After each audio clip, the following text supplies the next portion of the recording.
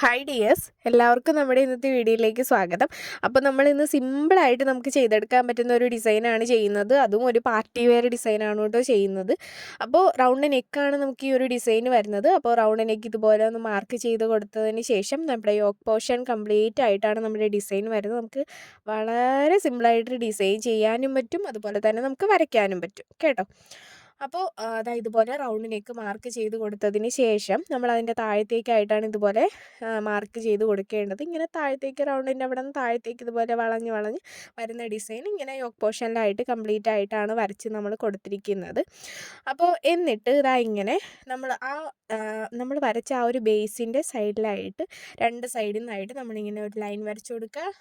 അതിൻ്റെ തുമ്പത്തായിട്ട് ഒരു ഡോട്ട് ഇട്ട് കൊടുക്കുക. അതിനുശേഷം അതിൻ്റെ രണ്ട് സൈഡിലുമായിട്ട് 2 ഡോട്ട് വീതം ഇതുപോലെ ഇട്ട് കൊടുക്കുക. മനസ്സിലായോ? ഇങ്ങനെ തന്നെ കംപ്ലീറ്റ് ആയിട്ട് ചെയ്തു പോകണം.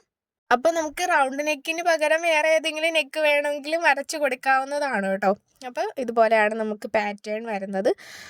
ഇങ്ങനെ യോക്ക് പോർഷൻ കംപ്ലീറ്റ് ആയിട്ട് ഇങ്ങനെ തന്നെ വരച്ചു കൊടുക്കുക. അതായത് സെൻറ്ററിൽ വരച്ചിരിക്കുന്നത് കുറച്ച് വലുതാണെന്നുണ്ടെങ്കിൽ പിന്നെ ചെറുത് പിന്നെ വലുത് അങ്ങനെയൊക്കെ നമുക്ക് മാറ്റി മാറ്റി കംപ്ലീറ്റ് ആയിട്ട് വരച്ചു കൊടുക്കാം.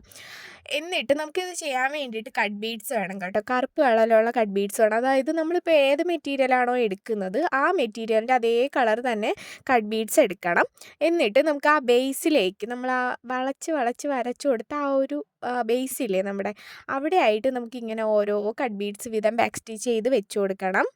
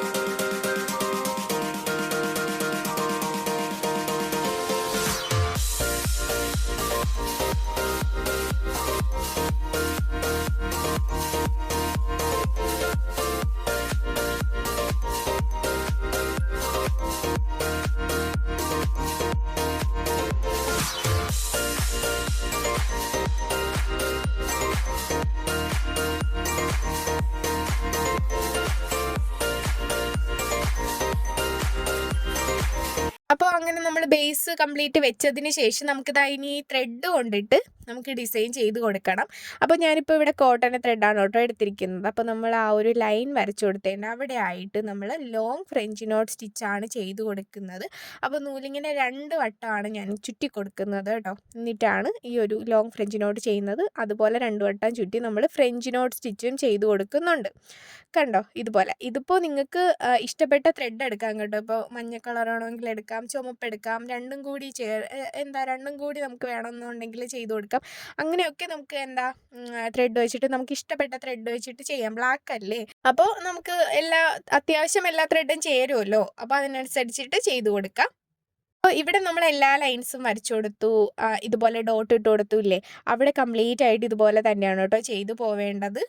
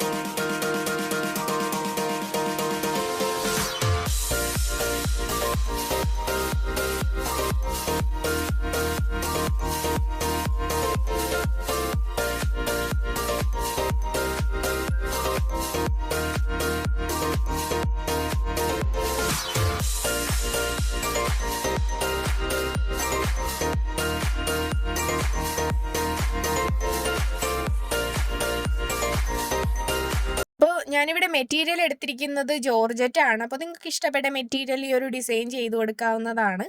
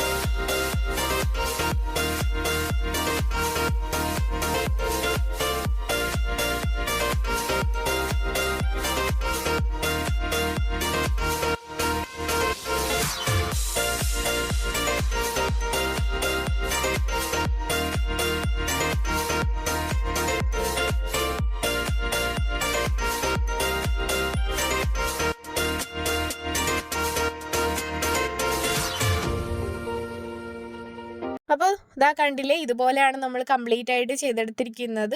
ഇതുപോലെ തന്നെയാണ് നമ്മളിത് കംപ്ലീറ്റ് ആയിട്ടും ചെയ്ത് കൊടുക്കേണ്ടത് കേട്ടോ. ഇതിപ്പോൾ നമ്മൾ സെൻറ്ററിലുള്ളത് ചെയ്തതുപോലെ തന്നെ. പിന്നെ ഇത് രണ്ടും തമ്മിലുള്ള അകലം നമുക്ക് കുറച്ചുകൂടെ വേണമെന്നുണ്ടെങ്കിൽ അടുപ്പിച്ച് കൊടുക്കാം. അതൊക്കെ നിങ്ങളുടെ ചോയ്സാണ്. കുറച്ചുകൂടെ നമുക്ക് അടുപ്പിച്ച് കൊടുത്താൽ കുറച്ചുകൂടെ ഭംഗിയായിട്ട് നമുക്ക് കിട്ടും. അപ്പോൾ നമ്മൾ വളരെ സിമ്പിളായിട്ട് പെട്ടെന്ന് നമുക്ക് ഈ ഒരു ഡിസൈൻ ചെയ്തെടുക്കാവുന്നതാണ്. നമ്മുടെ യോക്ക് പോർഷൻ കംപ്ലീറ്റ് ആയിട്ടും ഇതേ സെയിം മെത്തേഡിൽ തന്നെയാണ് നമ്മൾ ചെയ്ത് കൊടുക്കേണ്ടത്. അപ്പോൾ ഇന്നത്തെ ഡിസൈൻ ഇത്രയേ ഉള്ളൂ. എല്ലാവർക്കും ഇഷ്ടപ്പെട്ടോ ഇല്ലയെന്ന് കമൻറ്റ് ചെയ്യാൻ വേണ്ടിയിട്ട് മറക്കണ്ട. അപ്പോൾ അത്രേ ഉള്ളൂ ഡിയേഴ്സ്. Thank you.